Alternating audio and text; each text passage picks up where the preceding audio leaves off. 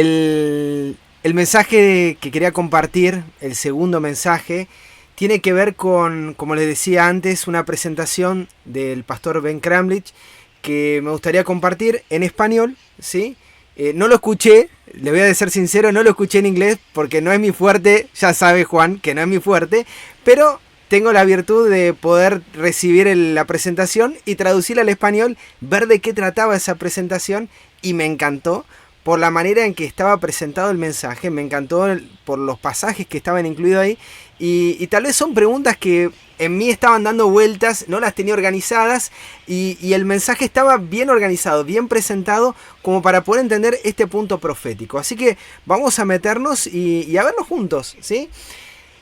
La cita obviamente en cuestión, ¿cuál es el mensaje del tercer ángel? Se encuentra en Apocalipsis capítulo 14, verso 9 al 12.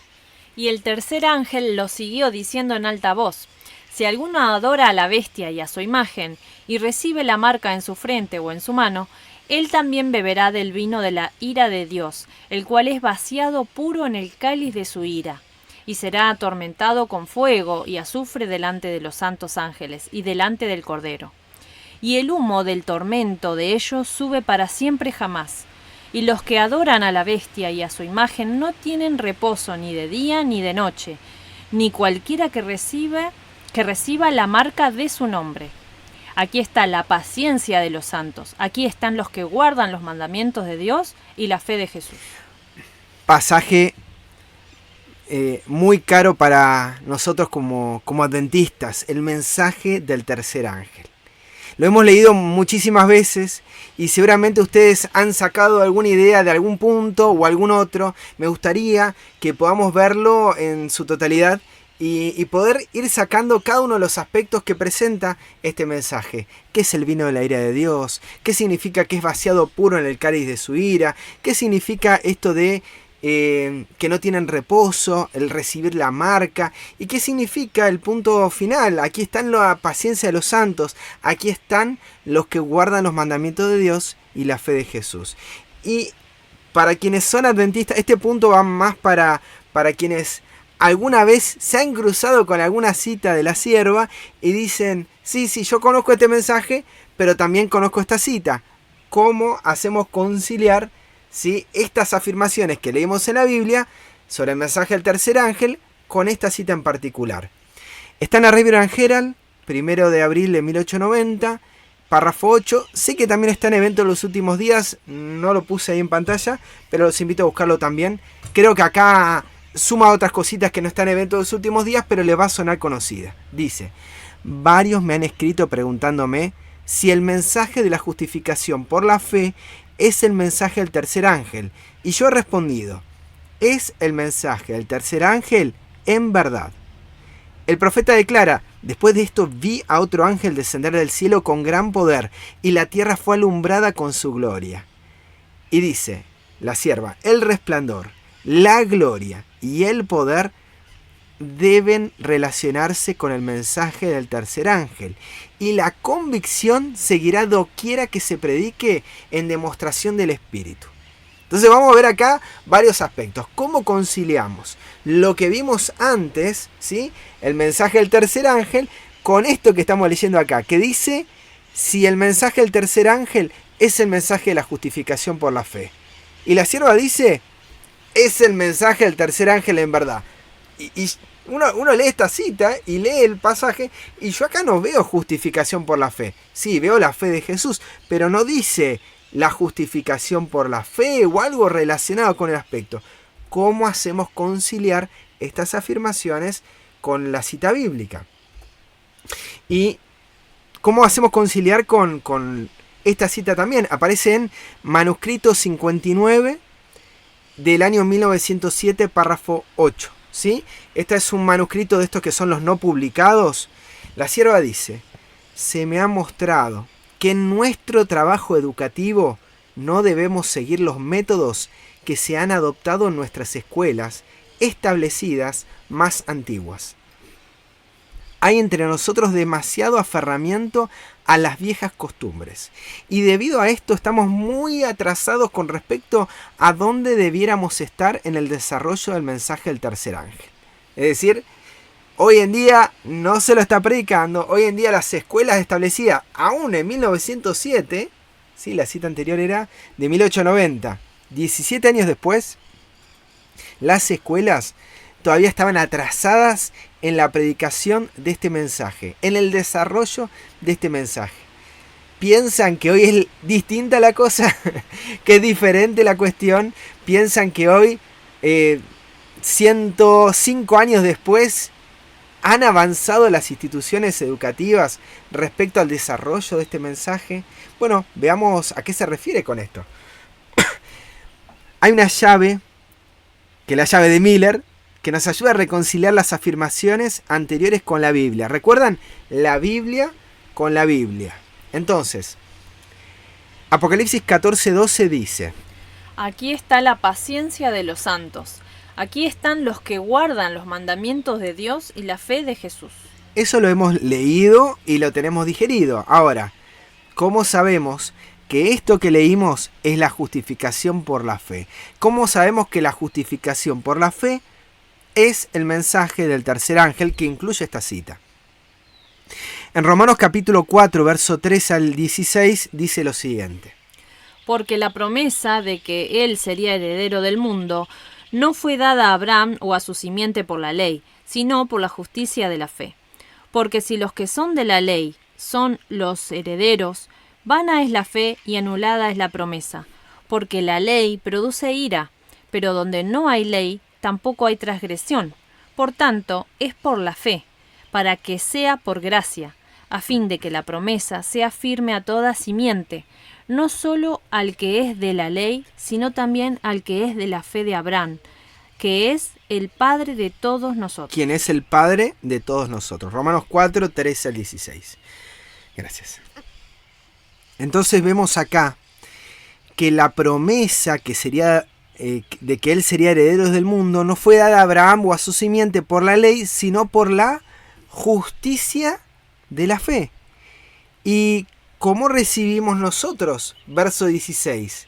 A fin de que la promesa sea firme a toda simiente, no solo al que es de la ley, sino también al que es de la fe, y ahora agrega, de Abraham. Es decir, recibimos la justicia de la fe en la fe o de la fe de Abraham. ¿Sí? ¿Se va entendiendo el punto?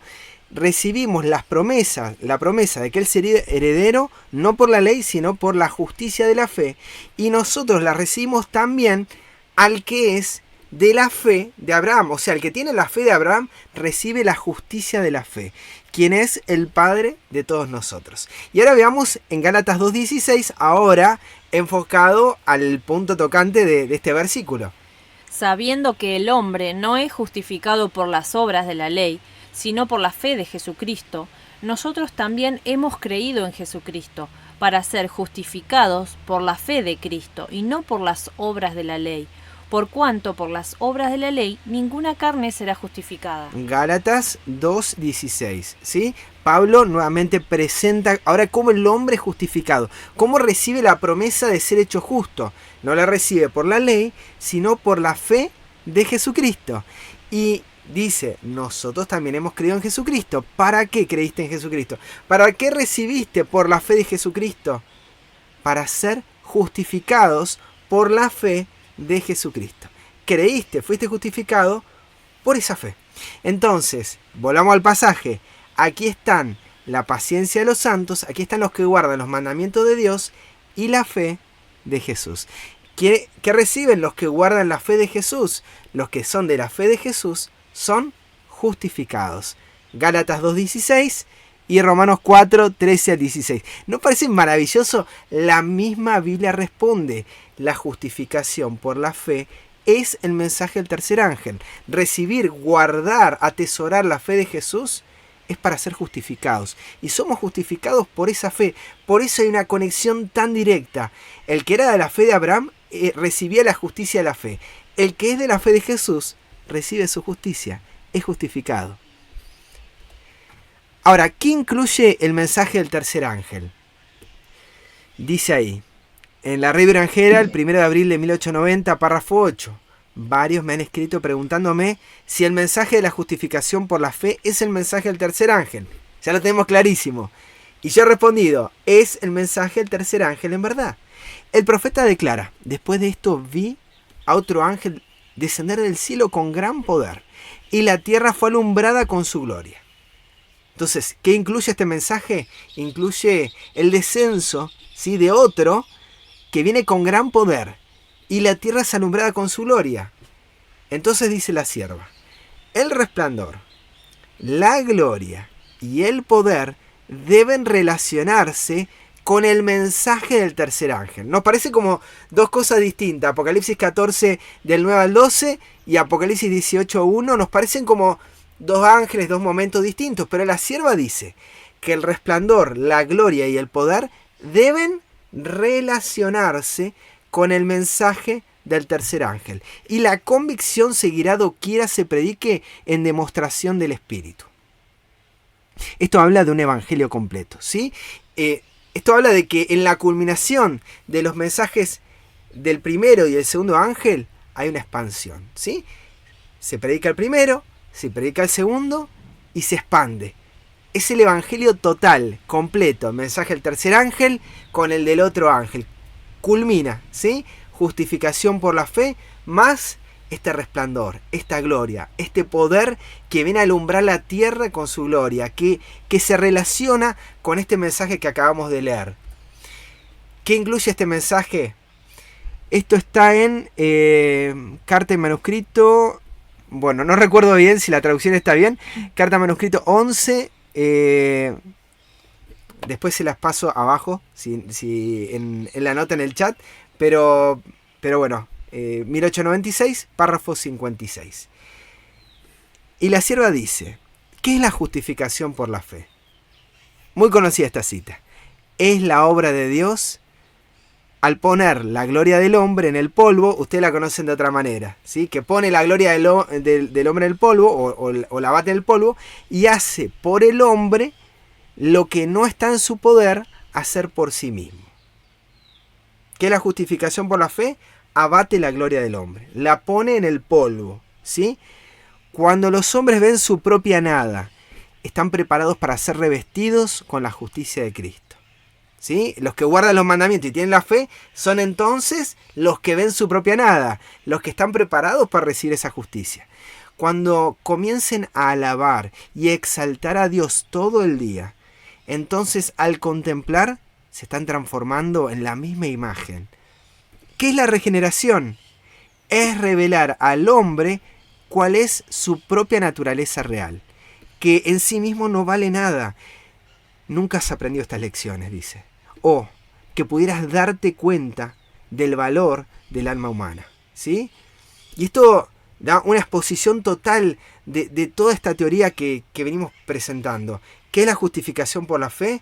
Bueno, abate la gloria del hombre. Por eso hay una conexión con el mensaje de Apocalipsis 18:1 que hace resplandecer la gloria de Dios, ¿sí? Porque al abatir la gloria del hombre, al revelar al hombre cuál es su condición real, ¿sí?, están preparados, dice, para ser revestidos, lo señalo acá, no puedo señalar acá, están preparados para ser revestidos con la justicia de Cristo. Por eso hay una conexión.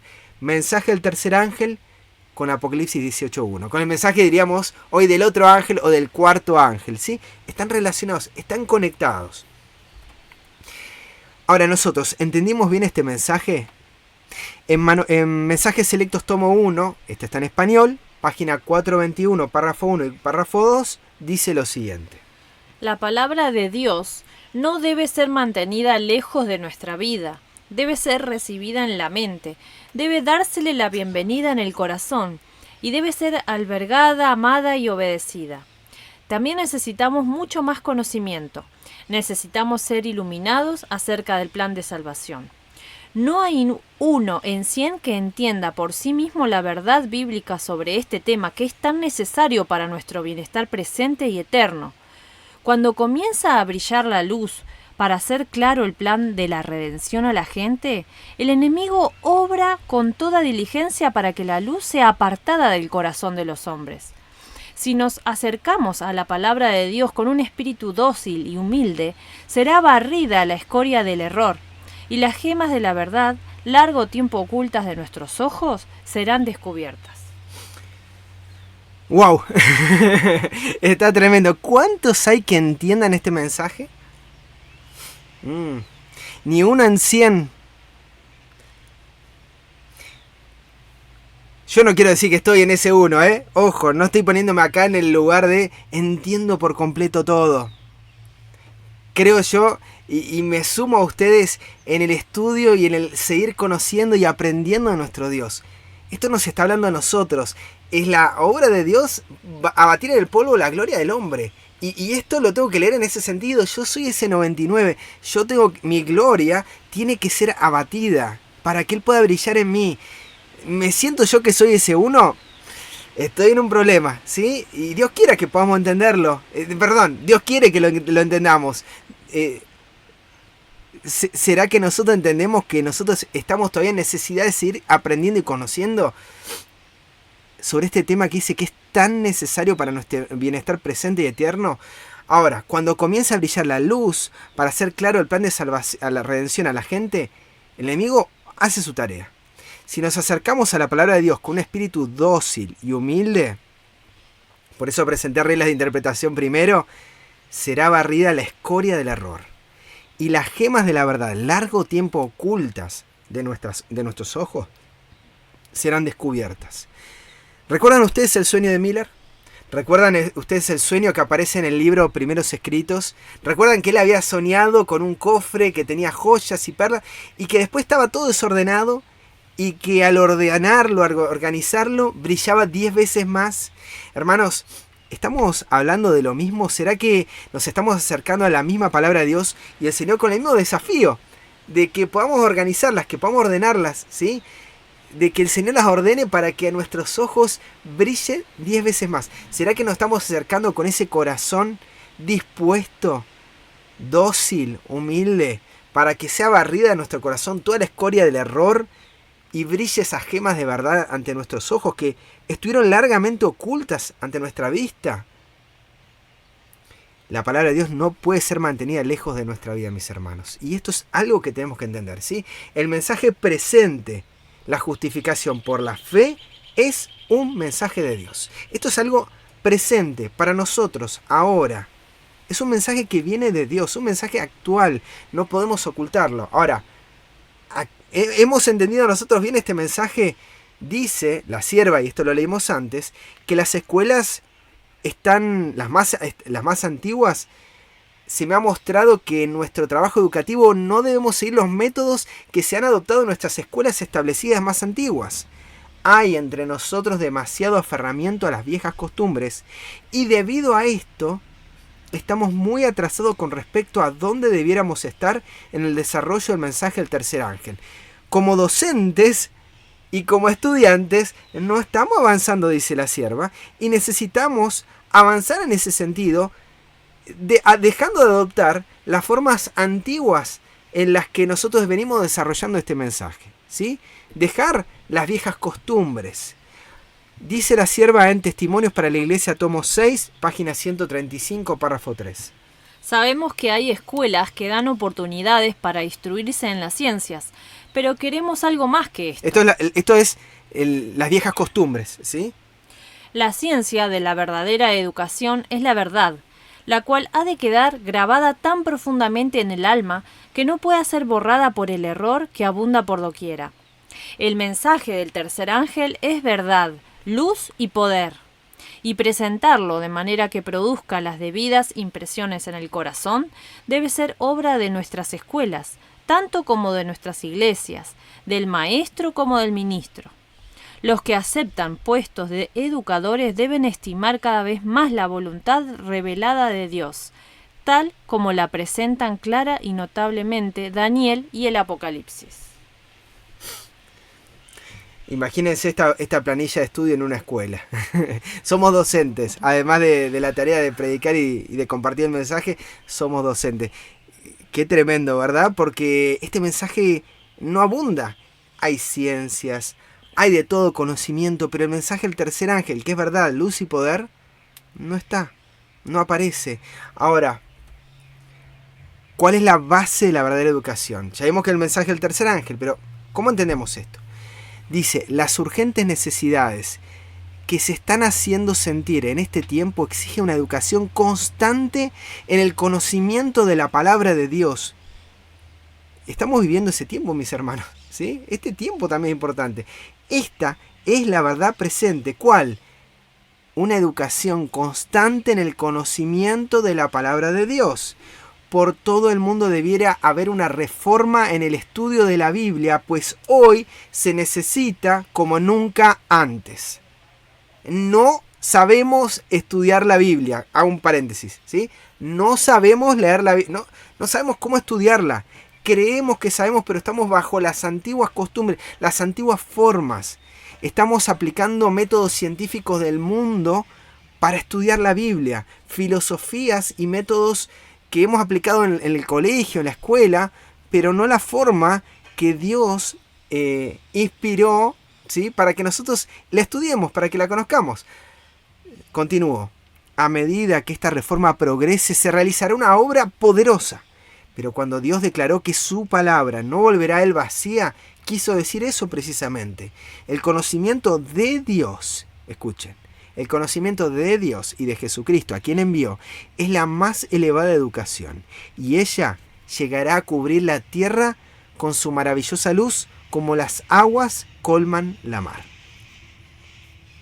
Y acá empezamos a conectar que el conocimiento del estudio de la palabra de Dios, una reforma en el estudio de la Biblia, tiene que ver con un conocimiento de Dios y de Jesucristo, que es la más elevada educación, y que ese conocimiento, a través de una reforma en el estudio de la Biblia, cubre la tierra con su maravillosa luz, como las aguas cubren el mar. Esto está en Testimonios para la Iglesia, tomo 6, página 136, párrafo 1. Ahora, lo leí en la presentación anterior. Rey Orangel, el 25 de noviembre de 1884, párrafo 23, reglas de Miller. Que los que se dedican a proclamar el mensaje del tercer ángel escudriñan las escrituras siguiendo el mismo plan que adoptó el padre Miller. Esto lo tenemos claro porque lo vimos en la presentación anterior. Hay reglas, hay una reforma que debe hacerse y hay reglas que deben seguir aquellos que entienden que el mensaje del tercer ángel es la verdadera educación. Esta es la base y hay reglas para estudiar. Y el objetivo es el conocimiento de Dios y de Jesucristo. Esto es lo más elevado que podamos llegar nosotros en este tiempo a conocer. Me parece que el hermano quería hablar. Perdón, adelante, Juan. Sí, dice que el conocimiento de Dios y de Jesucristo, a quien envió, es la más elevada educación. ¿Y cuán elevada es? Que de ella depende la vida eterna. Juan 17:3. Pero estamos... Entonces, sí, perdón. Si no tenemos el conocimiento de Dios y de Jesucristo como un padre literal, un hijo literal engendrado por el Padre, entonces vamos a estar en el error todo el tiempo. Y eso es muy importante. Vos sabés que la sierva de Dios habla con respecto a ese punto en El Educador Cristiano del 1 de agosto de 1897, en el párrafo 4, cuando dice: ahora, como nunca antes, necesitamos comprender la verdadera ciencia de la educación. Si no comprendemos esto, nunca tendremos un lugar en el reino de Dios. Y dice, esta es la vida eterna. Lo mismo que decía Juan, esta es la vida eterna. ¿Cuál? Que te conozcan a ti, el único Dios verdadero, y a Jesucristo, a quien has enviado. Si este es el precio del cielo, ¿no debe conducirse nuestra educación por este camino? Cristo debe serlo todo para nosotros. Un niño nos es nacido, hijo nos es dado, y el principado sobre sus hombros, y se llamará su nombre admirable, consejero, Dios fuerte, Padre eterno, príncipe de paz. ¿Qué fundamento se pone aquí para la fe de los que vivirán en todas las edades? Cuando Cristo ascendió al cielo, ascendió como nuestro abogado. Siempre tenemos un amigo en la corte, y desde lo alto Cristo envía un representante a toda nación, tribu, lengua y pueblo. El Espíritu Santo da la unción divina a todos los que reciban a Cristo. Y dice la sierva, párrafo 5, este es el gran tema que subyace a toda educación verdadera y santificada. Cuando esto se convierta en el tema de nuestra conversación, ¿saben lo que ocurre? Y lo voy a señalar abajo.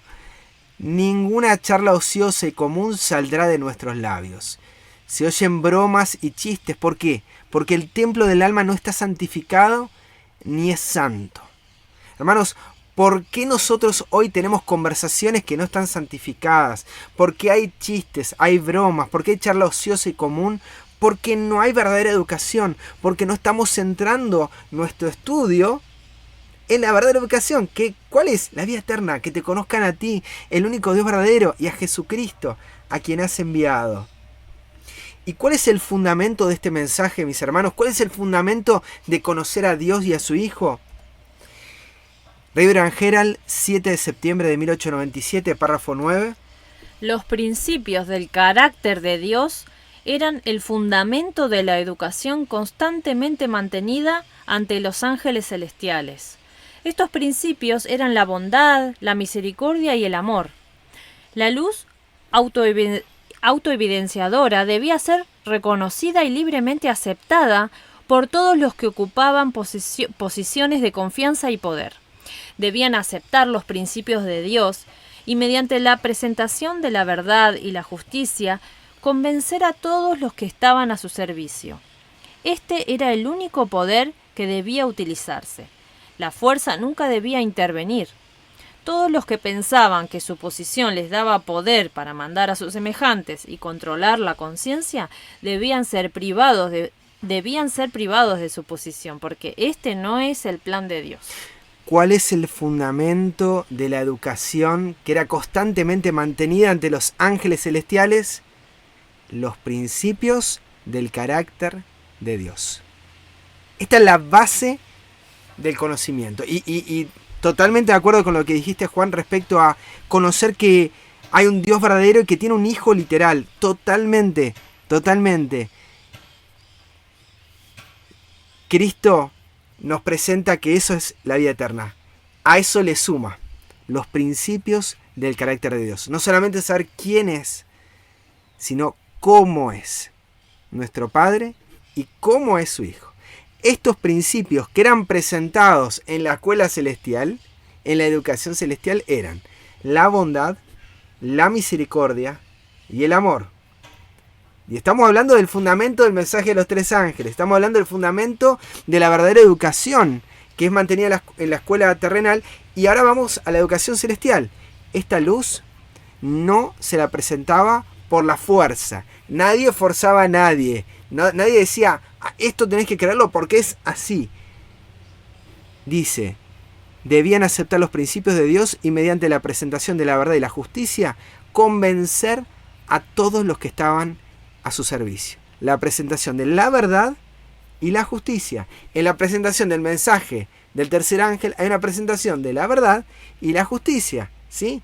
Esto es lo que debía convencer. Es el único poder que debía utilizarse. La fuerza no podía intervenir. No podía decirle a la gente, hay que predicar esto o nada, ¿sí? O estudiar.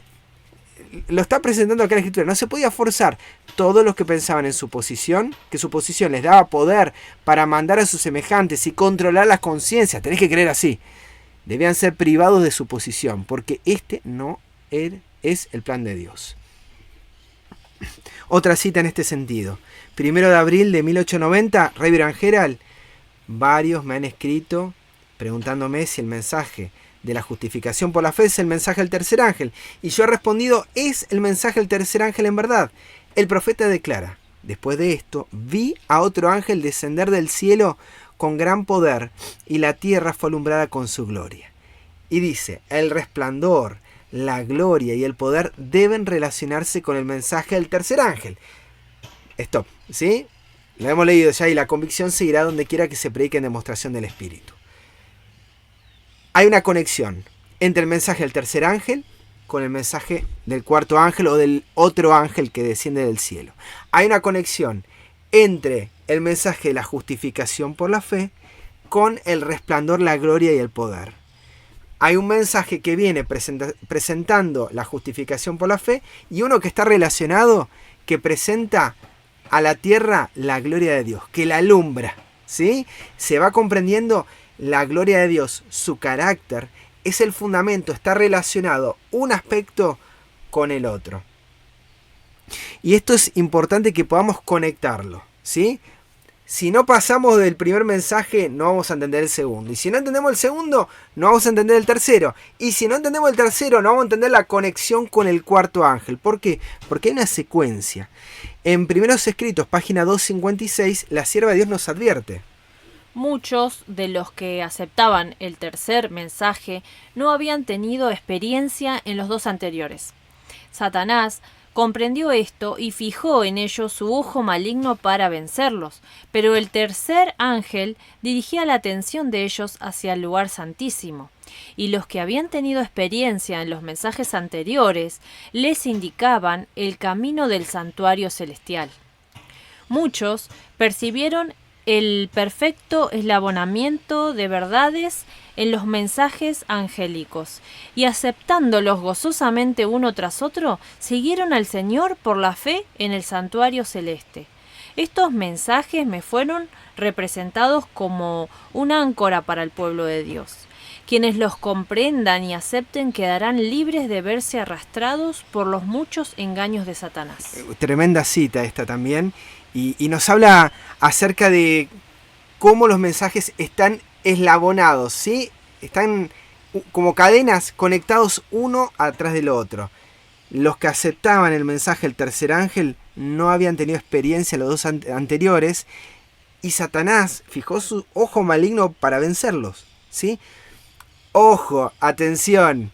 Primer mensaje, temed a Dios y dale gloria. ¿Quién es ese Dios al que hay que temer? ¿Cómo se lo teme a Dios? ¿Cómo se le da gloria a Dios? ¿Cómo se adora a aquel? ¿Sí? ¿Quién es aquel que creó los cielos y la tierra? ¿Cómo se lo adora? ¿Se entendió ese mensaje? Ha caído Babilonia. Muchos hemos entendido este mensaje del Padre y del Hijo y hemos pasado directamente a ha caído Babilonia a denunciar. Primer mensaje.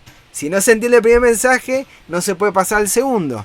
Ahora, el segundo abre la puerta al tercero. El tercero tiene que ver con la justificación por la fe, con abatir la gloria del hombre al polvo, ¿sí? Con que Dios abate la gloria del hombre y lo pone al polvo, y hace por el hombre lo que él no puede hacer por sí mismo. ¿Por qué? Porque el hombre empieza a guarda la palabra para que la palabra nos guarde. Sí, como dice Proverbios capítulo 7, que nos va a guardar de la mujer, etcétera, etcétera. La palabra hace un efecto en nuestra vida. Entonces, vamos viendo acá la conexión. Un mensaje, segundo mensaje, tercer mensaje. Y el tercer mensaje está relacionado con el mensaje del ángel que viene a iluminar la tierra con su gloria.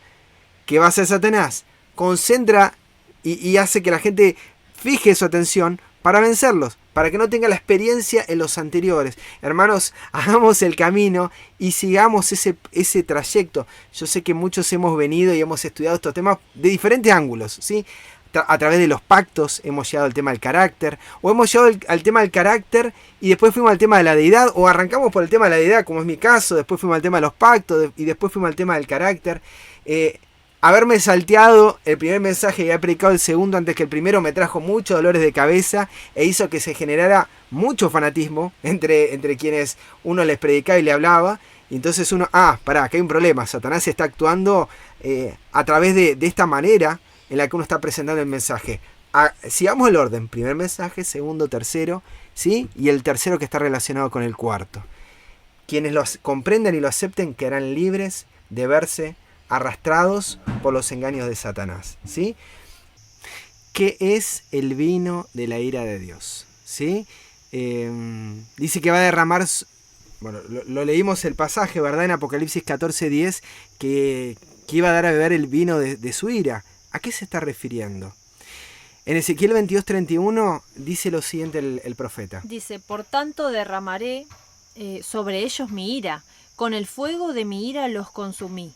Hice recaer el camino de ellos sobre su cabeza, dice el Señor Jehová. Entonces vemos acá que derramar sobre ellos su ira, que derramar sobre ellos el fuego de su ira que los consume, es hacer recaer el camino de ellos sobre su cabeza.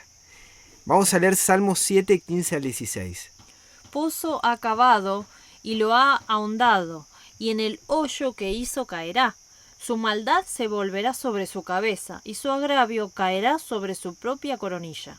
Nuevamente, dice, pozo acabado, Salmo 7, ¿no? Lo ha ahondado, y en el hoyo que hizo caerá. ¿Por qué? Su maldad se volverá sobre su cabeza, ¿sí? Y su agravio caerá sobre su propia coronilla. ¿Cómo sucede esto? Versículo anterior. Cuando Dios derrama su ira. Cuando Dios derrama el fuego de su ira que los consume, hace recaer sobre ellos su camino. El camino de ellos fue cavar un pozo, ahondarlo. Sobre ese hoyo, ¿sí? Sobre esa maldad, es esa maldad que ahora se les viene encima, se les viene sobre su cabeza. Salmos 28:4. Dales conforme a su obra y conforme a la maldad de sus hechos. Dales conforme a la obra de sus manos. Dales su paga. El dar su paga, el derramar su ira sobre ellos, el derramar el fuego de la ira que los consume, el hacer recaer el camino de ellos sobre su cabeza, es darles conforme a su obra, darles conforme a la maldad de sus hechos, darles conforme a las obras de sus manos, ¿sí? Eso es dar la paga. Y el último pasaje es Salmos 37, 14 al 15. Los impíos han desenvainado la espada y entesado su arco, para derribar al pobre y al menesteroso, para matar a los de recto proceder.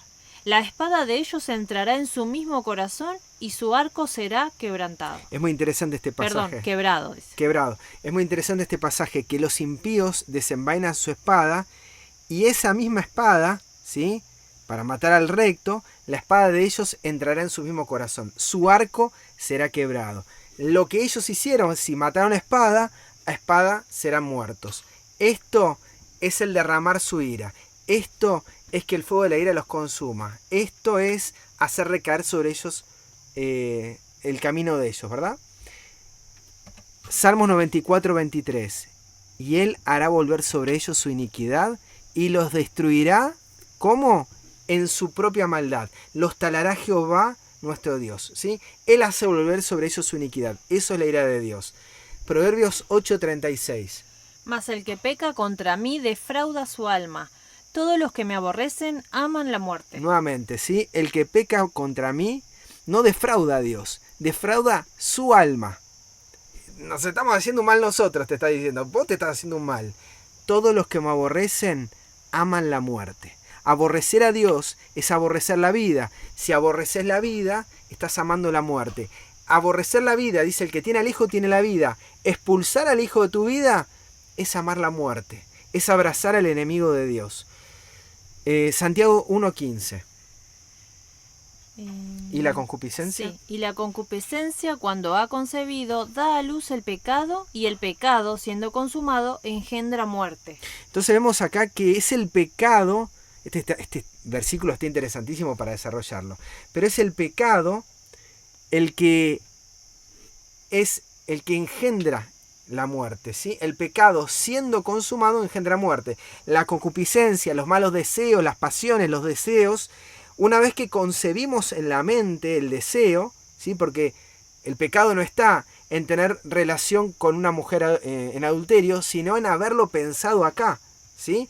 Y haberlo eso concebido en mi mente es haber desplazado la palabra de Dios de mi mente, que me dice, el mandamiento que me habla de no tener relaciones, ¿sí?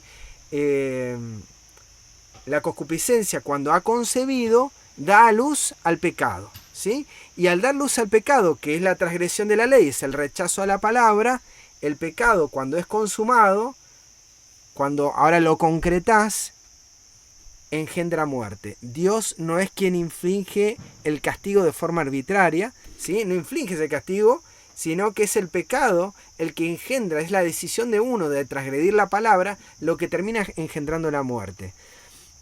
Oseas 13:11. Te di rey en mi furor y lo quité en mi ira.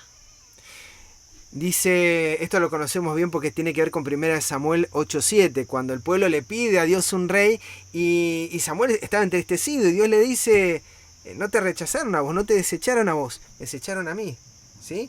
Y Dios le termina dando un rey en el rechazo, ¿sí? Hay un rechazo a Dios, Dios termina dándole al pueblo lo que él quiere. Ahora, ¿cómo lo dice Oseas? Te di rey en mi furor, ¿sí? En la ira de Dios, en el dejarlos, te da un rey. La ira de Dios es darle al pueblo lo que quiere. Y te lo quita también al entregarte a tus deseos, ¿sí? el fin de la misericordia de Dios, podemos concluir, no es más que un renuente y una dolorosa obligación de entregarnos a las manos del enemigo. Es experimentar las consecuencias de rechazar su protección. Eso es el fin de la misericordia de Dios y eso es el vino de la ira. Es darte lo que vos pedís. Vos pedís maldad, Dios te da esa maldad. Ahora, veamos lo que dice la sierva. Esto está en manuscrito 1, 1890, párrafo 35 y 36. Quiero decirte otra cosa. Las copas de la ira de Dios y su derramamiento ya están llegando. ¿Cuál es el problema que no lo discernimos? Es porque la luz de la verdad no afecta al corazón. El Espíritu de Dios está siendo retirado del mundo. ¿Se oyen hablar? Se oye hablar de calamidades por tierra y por mar, y aumentan constantemente. ¿Cuál es el problema? El Espíritu de Dios ha sido quitado de aquellos que tienen la vida de los hombres en sus manos, y Satanás está controlándolos, porque se entregan a su control. Los que profesan ser hijos de Dios no se ponen bajo la protección de los ángeles celestiales, y como Satanás es un destructor, obra por medio de estos hombres, y ellos cometen errores y se emborracharán, y a causa de la intemperancia muchas veces traerán estas terribles calamidades sobre nosotros. Entonces, veamos nuevamente, ya vimos lo que es el vino de la ira de Dios. Ahora, analicemos lo que son las copas de la ira de Dios. La sierva dice, las copas de la ira de Dios y su derramamiento ya están llegando. ¿Y cómo llega esto? Dice, ¿cuál es el problema? Que no lo discernimos, que no vemos que están cayendo esas copas. Es porque la luz de la verdad no afecta al corazón. ¿Y cómo describe la copa de la ira de Dios? El Espíritu de Dios se está retirando del mundo. La copa de la ira de Dios no lo vemos porque la verdad no afecta al corazón y no estamos entendiendo que el Espíritu de Dios se está retirando del mundo. Cuando se derraman las copas es que el Espíritu de Dios es retirado del mundo. Esa es la definición que da. Se oye hablar de calamidades por tierra y mar. Y aumenta esto constantemente. ¿Cuál es el problema? ¿Por qué pasan estas cosas que la está relacionando ahí con las copas de la ira? El Espíritu de Dios ha sido quitado de aquellos que tienen la vida de los hombres en sus manos. Y Satanás está controlándolos, ¿sí? Es decir, el Espíritu de Dios es quitado y Satanás los controla. ¿Por qué? Porque se entregan a su control. Y es muy interesante lo que define la sierva. Los que profesan ser hijos de Dios no se ponen bajo la protección de ángeles celestiales. Y como Satanás es un destructor, porque esa es su naturaleza, obra por medio de hombres y ellos cometen errores, se emborrachan. Hay otro testimonio que habla de por qué ocurren catástrofes y dice hay conductores que emborrachados salen a la ruta y lo que termina pasando son desgracias porque ellos se entregaron a eso.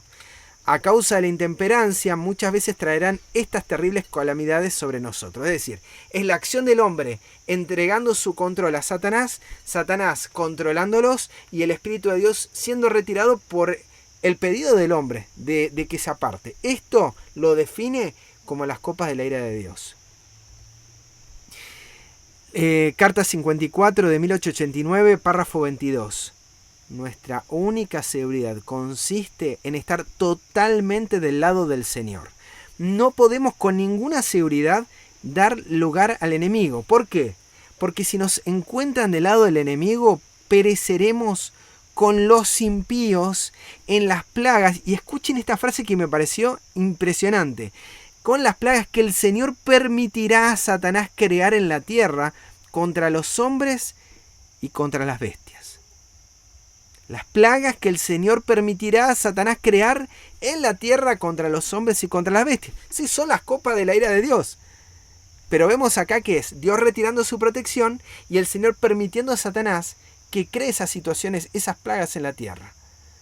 Por estar del lado del enemigo. Esta terrible calamidad en Johnstown y en las ciudades vecinas debería causar temor y temblor, pero me temo que la impresión desaparecerá pronto.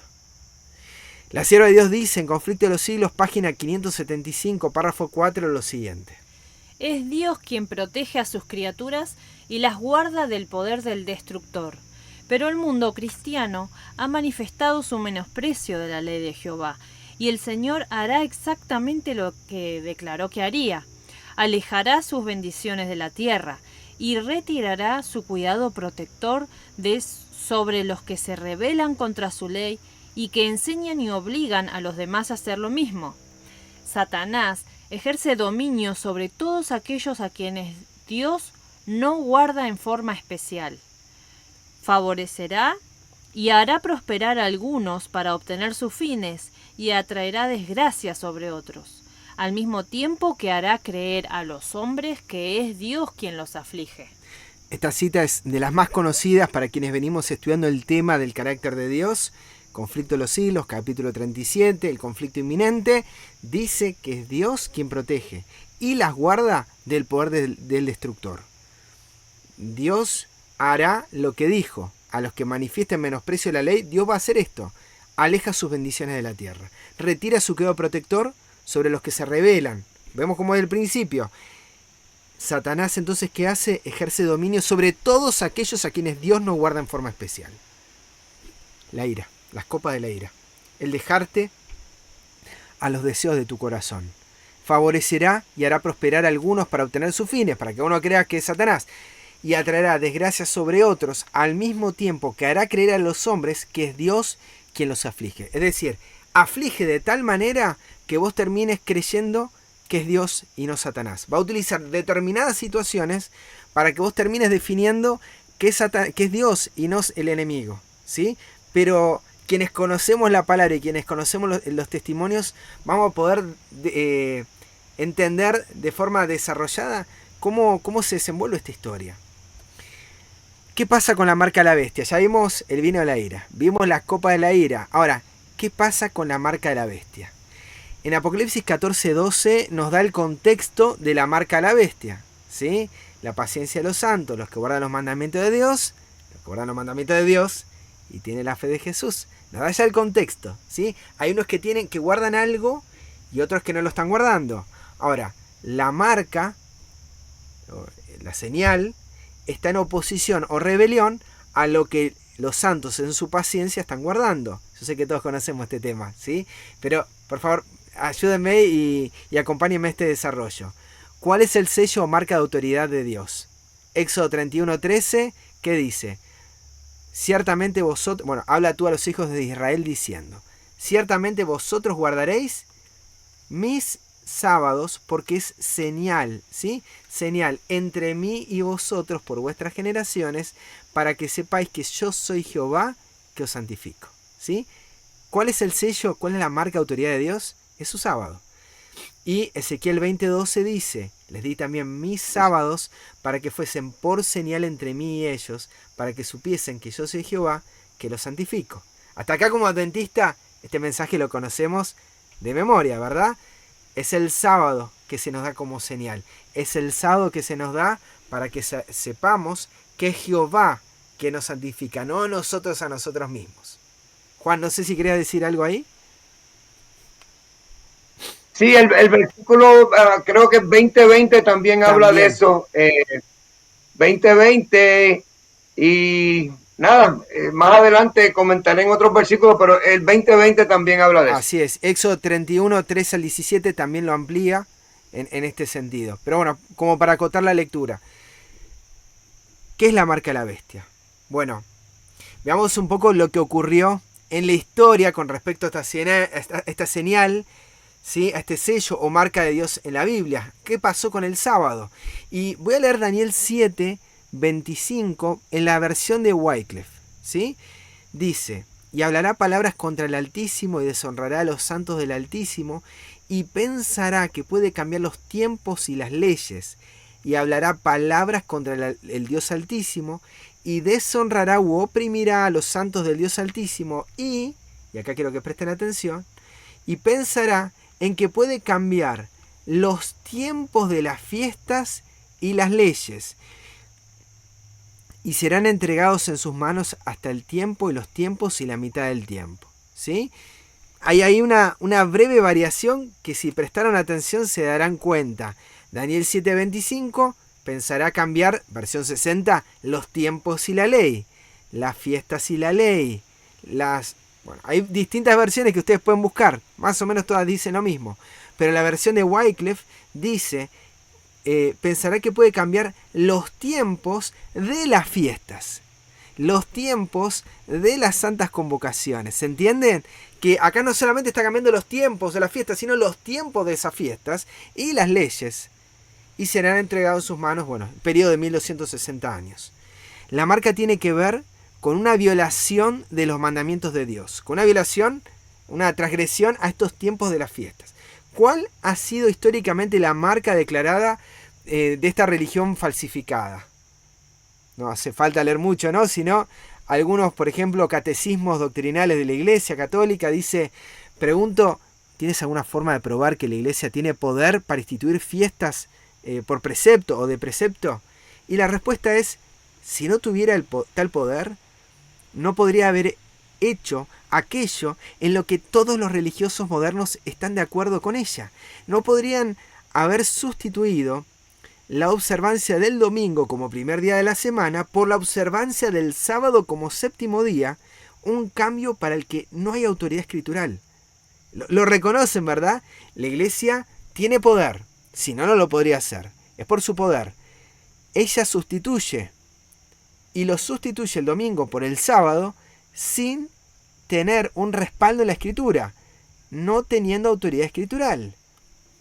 Dice también Catholic Record of London de 1923, el domingo es nuestra marca de autoridad. Miren la palabra que usa, nuestra marca de autoridad. La Iglesia está por encima de la Biblia y esta transferencia de la observancia del sábado es prueba de este hecho. ¿Sí? ¿Qué es la marca de la bestia? Es una marca de autoridad de la Iglesia y que señala que la Iglesia está por encima de la Biblia. Venimos viendo que hace falta una reforma sobre este tema y vemos que lo que hace la Iglesia Católica al avanzar sobre esto es ir en contra de esa reforma de la Biblia, ponerse por encima y aplicar y hacer cambios, sobre todo en los tiempos de la fiesta y la ley. Juan. Sí, y es importante entender que ella es la madre de las rameras, la cual todas las demás han bebido de la ira de su furor, del vino, ¿verdad? Del error. Y por ende han sido todas, como decimos acá, engatusadas en ese grave error, oponiéndose así a la ley perfecta de Dios, que es la ley de la libertad. Ahora quiero ir un poquito más a profundidad, no voy a avanzar a la siguiente diapositiva, pero en esta reflexión que haces. Es la Iglesia, la madre de las rameras, la que instituye este sistema donde la Iglesia está por encima de la Biblia, donde el hombre está encima de la Biblia. Y vemos acá que el mensaje del tercer ángel utiliza el método de Miller, donde volvemos a la Biblia, donde la Biblia es la que explica a la Biblia, la Escritura a la Escritura, donde el Espíritu nos guía, no el hombre, es Dios quien nos guía. Fíjense a qué errores nos lleva. ¿Sí? Nosotros vemos y colocamos a la iglesia popular como chivo expiatorio, pero esas características están en nuestro corazón cuando no guardamos los mandamientos de Dios, cuando no tenemos la fe de Jesús, cuando no brilla en nosotros el resplandor de su gloria. Eso es lo que está brillando, ¿sí? Lo colocamos como algo externo cuando no estamos viendo que es un reflejo de nosotros. Hasta que la gloria de la justificación por la fe, que es la obra que hace que abata la gloria del hombre, empezamos a darnos cuenta de eso. Que ese chivo expiatorio que estábamos colocando por fuera en realidad era un reflejo de lo nuestro. Y que si nosotros tuviéramos las mismas oportunidades que esa iglesia a la que tanto hablamos, haríamos exactamente lo mismo en nuestra condición pecadora sin haber pasado por este proceso de justificación. Hay un cambio que no es solo del sábado al domingo. ¿Sí? Hay una controversia del cuarto decimano, ¿sí? Cuarto decimano, la verdad no sé dónde va el acento, si es esdrújula, si es sobre esdrújula, no sé dónde va, pero que tiene que ver con el día 14 del primer mes hebreo, ¿sí? Y que hubo una controversia en el siglo IV respecto a esto, previo al intento de cambiar el sábado del domingo. Y esto lo dice Alonso T. Jones en el libro Las dos repúblicas, página 95-96. Dice, de Roma Vino ahora otra adición a la apostasía adoradora del sol.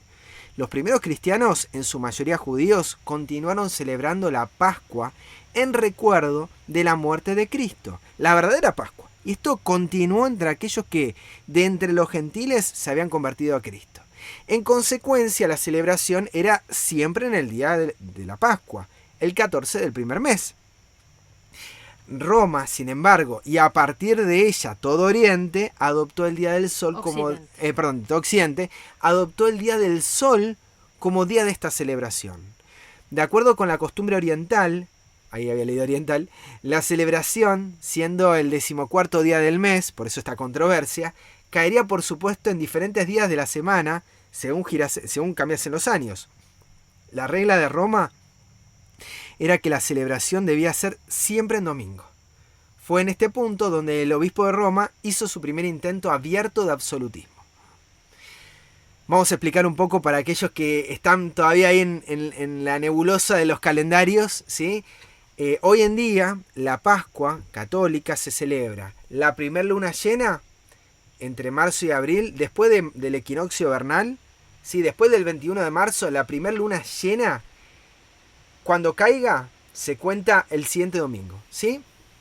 Por ejemplo, el 21 de marzo, el 22 de marzo cayó luna llena y es lunes, ¿sí? Pero el domingo es Pascua, independientemente de que la luna llena haya sido el 22. Hay que esperar lunes, martes, miércoles, jueves, viernes, sábado, domingo. Ahora, según esta forma de contabilizarlo, que tenían los cristianos de la costumbre oriental, ¿sí? La costumbre que había en Jerusalén, que tenían los que siguieron a los discípulos de Cristo, contaban la luna llena, ¿sí? Contaban la luna nueva, la luna llena, y ese día caía, no importa que sea lunes, martes, miércoles, jueves, no hacía falta repetir el mismo patrón de viernes, sábado, domingo, como hace hoy la Iglesia Católica, para repetir constantemente que Cristo murió un viernes, descansó un sábado y resucitó el domingo, ¿sí? Eso pasó en el año 31, el 25 de abril, ¿sí? Pero no significa que todos los años ocurre de la misma manera. No pasó, no recuerdo si este año pasó así, pero todos los años va variando. Para la Iglesia Católica todos los años tiene que ser igual. Y esta fue la primera modificación, los tiempos de las fiestas. Ahora, hay una relación entre esta marca, ya estamos viendo la conexión con la fiesta, veamos también la ley. En el Catecismo de la Iglesia Católica, el número 234, dice: el misterio de la Santísima Trinidad es el misterio central de la fe y de la vida cristiana. Es el misterio de Dios en sí mismo. Es pues la fuente de todos los otros misterios de la fe. Es la luz que ilumina. Es la enseñanza más fundamental y esencial en la jerarquía de las verdades de la fe. ¿Sí? Esto lo pueden ver en la página, abajo está linkeado, vatican.va, en español. ¿Sí? Ahí aparece este apartado. El misterio de la Santísima Trinidad es el centro de la fe. Todas las demás doctrinas, todas las demás verdades están basadas en esto, ¿sí? Es la enseñanza más fundamental y esencial en la jerarquía de las verdades de la fe, ¿sí? Es la fuente de los otros misterios de la fe. ¿Querés comprender el tema del domingo? Está anclado en el tema de la Trinidad. Todo está anclado en el conocimiento de Dios. De la manera que entiendas a Dios, vas a ir viendo todos los demás aspectos. El domingo está vinculado a eso. Y fíjense esta otra fuente católica, donde dice que el domingo es un homenaje a la Trinidad, ¿sí? Abajo tiene la fuente de eucatholic.com. La fiesta de la Santísima Trinidad bien puede considerarse como el Te Deum, de gratitud de las iglesias por todas las bendiciones de los tiempos de Navidad y Pascua. Porque este misterio es una síntesis de Navidad, de Epifanía, de Pascua, de Ascensión, Pentecostés, ¿sí? La forma que ellos tienen de contabilizar está anclado al conocimiento que tienen del conocimiento de Dios. Fíjense cómo está todo vinculado. Esta fiesta que cae el primer domingo después de Pentecostés debe hacernos recordar que en realidad todos los domingos están dedicados al honor de la Santísima Trinidad, que todos los domingos están santificados y consagrados al Dios Trino. Un Dios que tiene una invención humana, no bíblica, hace que todo lo demás esté anclado en ese pensamiento. Un día de reposo anclado en la creación y no en el creador, fiestas ancladas en el pensamiento de la creación y no en el creador. Todo va a estar vinculado en esta fuente que hace que todos los demás misterios se iluminen, se entiendan, ¿sí?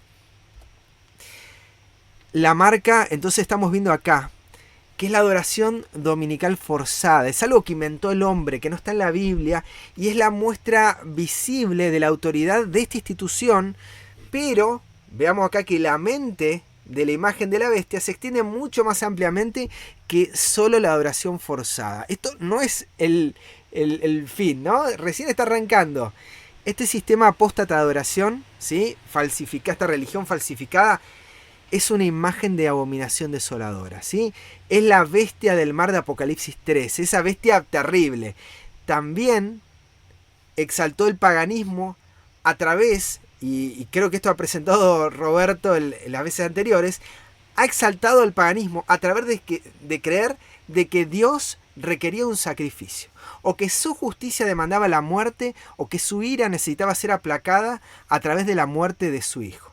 No sé si ustedes han pasado hace poco tiempo alguna iglesia católica y han visto cartelerías o imágenes o textos, ¿sí? Y van a encontrar acerca de un Dios que requiere esa sangre, y nosotros orando a ese Dios que está enfadado, diciéndole, te entregamos la sangre de Jesús para que perdones nuestros pecados, ¿sí? El hombre constantemente entregando a Cristo como propiciación para que ese Dios no nos fulmine. Un resumen muy brusco, ¿sí? De lo que aparecen en las recitaciones que ellos hacen en sus rezos, ¿sí? Pidiéndole a Dios, y ellos lo colocan ahí, hagan este rezo, hagan tal y tal cosa, y pídanle a Dios entregándole la sangre de Jesús. Por favor, no nos castigues, ¿sí? Hay que calmar la ira de ese Dios. Esto procede del paganismo. Esta religión cristiana, falsamente llamada así también, incluye un rechazo al Hijo engendrado de Dios. Veamos, domingo, sacrificio, Hijo engendrado, ya no es Dios, ya no es Hijo, es un título. Inmortalidad del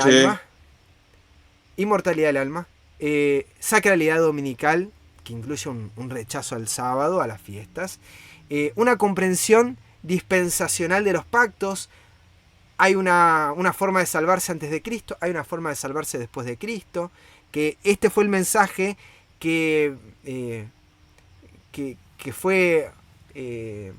brilló con todo su resplandor en 1888 y hasta 1895 en los mensajes de Waggoner y Jones, ¿sí? El mensaje de los pactos, que es un mismo pacto, es un pacto eterno, no son dos pactos. Debido a que no tiene la habilidad de influenciar a la gente, sino la adulación, el engaño, el miedo, ¿qué hace? Va a recurrir al Estado, ¿sí? Y usurpa al Estado. Perdón, estoy dando un resumen de todas estas ideas que conocemos para poder llegar a un punto, ¿sí? Recurre al Estado para usurpar la autoridad, para imponer, para ordenar sus ideas. No hay poder ni mérito en un mensaje para apelar a la mente, ¿sí? No están convenciendo a la gente con la palabra, se impone, ¿sí? Apocalipsis 13, 11 al 17, la imagen viene a ser lo mismo. Engaña, fuerza, amenaza, da muerte, todo mediante el uso del poder legislativo, a través de las leyes. Esa bestia que habla, que parece un cordero, pero que habla como dragón, termina imponiendo todas estas verdades, todas estas mentiras que está presentando la Iglesia Popular. El gobierno de los Estados Unidos lo va a hacer así. Y sabemos que, por lo menos el conflicto de los siglos, en el capítulo 26 nos habla de que es a través de un proceso democrático que impone, que a través de la imposición de la voluntad de las mayorías va a aprobar leyes que va a declarar que si vos te negás a participar de este sistema apóstata, vas a ser multado. Porque ya lo vimos en la historia, ¿sí? Y va a volver a repetir esto. Va a ser multado, despojado de sus privilegios, no vas a poder comprar, vender, viajar. Esto no es China, esto no es Corea del Norte. Está hablando de lo que va a suceder en Estados Unidos por la democracia. Vas a ser encarcelado y en última instancia emitirá un decreto de muerte que es un reflejo de ese falso Dios al que este grupo adhiere, ¿sí? O sea, la creencia de que Dios necesita un sacrificio para aplacar su ira es el mismo pensamiento que estuvo en la mente de Caifás. Es necesario que éste muera, ¿sí? Y no que toda la nación se pierda. Necesitamos un chivo expiatorio para poder vivir, ¿sí? Y ese pensamiento, dice Wagoner, es el pensamiento que legitimó las persecuciones durante la Edad Media y las va a volver a legitimar. O sea, esto no es simplemente sábado o domingo, está magnificando algo, está explayando algo, pero que viene detrás de un montón de cosas en varias capas que vienen presentando cómo el falso concepto de Dios, por una falsa lectura de la Escritura, lleva a que el hombre en su naturaleza pecadora termine quitando la vida de otro por cuestiones de doctrina, por cuestiones de fe, ¿sí? Vemos que en nuestro interior, por no seguir esas reglas, se pueden estar generando parte de estos mismos sentimientos, este mismo carácter. Al decirle al hermano lo que tiene que predicar, al decirle al hermano lo que tiene que hacer, podemos estar llegando por ese camino. Y dice la sierva, ¿te va a pedir amor? En Review and Herald, 13 de julio de 1897. Ha llegado el momento de que la verdadera luz brille en medio de las tinieblas morales. El mensaje del tercer ángel ha sido enviado al mundo advirtiendo a los hombres que no reciban la marca de la bestia o de su imagen en la frente o en la mano. Recibir esta marca significa adoptar la misma decisión que la bestia y defender las mismas ideas en oposición directa a la palabra de Dios. De todos los que reciban esta marca, Dios dice, beberán del vino de la ira de Dios, el cual ha sido derramado sin mezcla en el cáliz de su ira, y serán atormentados con fuego y azufre en presencia de los santos ángeles y en presencia del Cordero. Es interesante esta cita, y con esta vamos concluyendo, que el mensaje del tercer ángel es para advertir a los hombres que no reciban el domingo. ¿Por qué? Porque recibir el domingo, que es la marca, significa adoptar la misma decisión que la bestia y defender las mismas ideas en oposición directa a la palabra de Dios. Tal vez hoy nosotros no estemos hablando del domingo, ¿sí? Y hoy las iglesias que no tienen toda la luz respecto no están todavía tan oscurecidas respecto a este mensaje, pero están presentando y están defendiendo algunas de estas ideas. Ahora, recibir esta marca va a ser adoptar la misma decisión de la bestia. Va a ser adoptar las mismas creencias, Trinidad, el tipo de sacrificio expiatorio, de la manera que lo ve el catolicismo. Es defender el tema de la fiesta, es defender el tema de que el Hijo no es engendrado, es... ya sea que estemos hablando de un título o lo que sea, ¿sí? Es defender las mismas ideas en oposición directa a la palabra de Dios. Y Dios nos está llamando hoy a una reforma en este sentido. El mensaje del tercer ángel que habla de no recibir la marca de la bestia es hoy. Hoy no está la marca de la bestia, ¿sí? Hoy no está el domingo presente como una ley que se está imponiendo a nivel mundial, pero hay una oposición directa a la palabra, no hay una reforma, no hay un deseo, y ahí se están defendiendo en algunos aspectos las mismas ideas, las mismas decisiones de la bestia, ya sea en forzar a que piense lo mismo que vos, ya sea en forzar a que no escuchen a tal persona, a no estudiar la Biblia, se están llegando las mismas ideas, y hoy se nos está llamando en este mensaje a tomar una decisión en este tiempo, ¿sí? Es cierto que en un futuro se volverá a predicar, pero hoy se nos está llamando a no tomar esas decisiones que en breve la bestia va a colocar de forma mundial, de forma general. Entonces, justificación por la fe en la verdad es el camino para evitar la marca de la bestia, para recibir el sello de Dios, ¿sí? Y vemos esto que tiene que ver con una reforma, pero también no solo del estudio de la Biblia, sino de nuestro corazón, de dejar que Dios haga esa obra en nosotros que tanto necesitamos. Es recibir el sello de Dios, hoy, no en un futuro cuando esté la discusión sábado-domingo, hoy. Recibir el sello de Dios que fuimos sellados con su Espíritu. Su Espíritu viene a través del sábado, viene a través de las fiestas, ¿sí? ¿Les interesa saber más de este tema? Pan de Vida del Cielo, que está en la página Maranata Media, La Fuente del Sábado, esos dos materiales junto al mensaje de Cristo el sábado y el mensaje de 1888 de A.T. Jones, por favor, son 3 mensajes que hablan con respecto a este tema. Pan de vida del cielo, la fuente del sábado, ¿sí? Cristo el sábado y 1888, creo que es así, el mensaje de 1888 de A.T. Jones, habla de cómo recibimos su espíritu en las fiestas. Me preguntaron esta semana por qué es importante este tema. Porque recibimos en esas fechas, y ¿verdad, Juan? Qué bendición fue en Los Cocos, en Córdoba, poder tener realmente ese derramar del Espíritu de Dios. Y nos llega, que es guardar, ¿sí? Guardar su palabra, guardar a través de la fe de Jesús sus mandamientos, y a su vez recibiremos el nombre del Padre. Vamos a recibir su carácter en nuestra mente, en nuestra frente, ¿sí? Y concluyo con 3 pasajes. Dice, porque en Jesucristo ni la circuncisión vale algo. Ni la incircuncisión, sino la fe que obra por amor. Gálatas 5:6. Ni una cosa ni la otra. Ni guardar ni no guardar. Es la fe. La fe de Jesús. Esa fe que obra por amor. Una fe que obra. Isaías 26:12. Jehová, tú establecerás paz para nosotros, porque también has hecho en nosotros todas nuestras obras. Él establece paz cuando Él hace todas sus obras en nosotros. Y nosotros imitamos a alguien que también hizo, el Padre, las obras en Él. ¿Quién es? Juan 14:10. ¿No crees que yo soy en el Padre y el Padre en mí? Las palabras que yo os hablo, no las hablo de mí mismo, sino que el Padre, que mora en mí, Él hace las obras. Entonces vemos acá que en Cristo también se estableció esa paz. Él nos puede dar esa paz que tiene que ver con que el Padre moraba en Él. El mensaje de justificación por la fe es que el Padre mora en nosotros a través del Espíritu de su Hijo. Como bien dijo el hermano Luis, recibiendo el Espíritu de su Hijo, ¿para qué? Para que el Hijo clame en nosotros, Abba Padre, para que salgamos de la mente de siervo, de esclavo, y empecemos a hablar a Dios como un papá, como un padre, para que Él nos dé paz cuando Él haga esa obra en nuestro corazón. Esta es la medicina preventiva. Esta es la protección que tenemos contra la marca de la bestia hoy, contra todos esos efectos, contra todas esas defensas de ideas de la iglesia popular, ¿sí? De la ramera, ¿sí? Esta es la defensa que tenemos nosotros. Este es el llamado, y hay una conexión directa, ¿sí? El salir de Babilonia es un llamado de liberación, llamado de libertad.